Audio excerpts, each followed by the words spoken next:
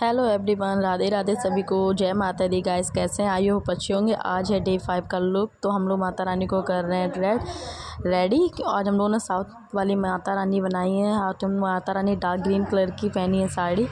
तो ये ब्लॉग आप लोगों को आई होप अच्छा मिलेगा। ज़्यादा कुछ नहीं हो पाया था। आज शाम को कीर्तन थे तो उसका मैंने ब्लॉग डाला हुआ है। आगे वीडियोज़ होंगी कीर्तन की, तो आप लोग ज़रूर देखिए, लाइक करिए, कमेंट करिए, शेयर करिए। अगर चैनल सब्सक्राइब नहीं किया तो सब्सक्राइब ज़रूर करिए और बेल आइकन को प्रेस करना ना भूलिए, ताकि आपके पास सबसे पहले नोटिफिकेशन आ सके। और ये रहा माता रानी का पूरा लुक। तो कमेंट करके बताइए माता रानी का पूरा लुक कैसा लग रहा है। कमेंट में जय माता दी ज़रूर लिखिए। तो आगे वाली वीडियो को आप लोग एंजॉय करिए और लाइक करिए, कमेंट करिए, क्योंकि आगे वाले जो ब्लॉग है उसमें मैंने अपनी वॉइस ओवर नहीं किया था, क्योंकि उसमें सारे कीर्तन के थे वीडियो। तो आप लोग उसको ज़रूर देखिए। तो आगे का वीडियो देखिए पूरा और लाइक करिए, कमेंट करिए। लक्ष्मण जी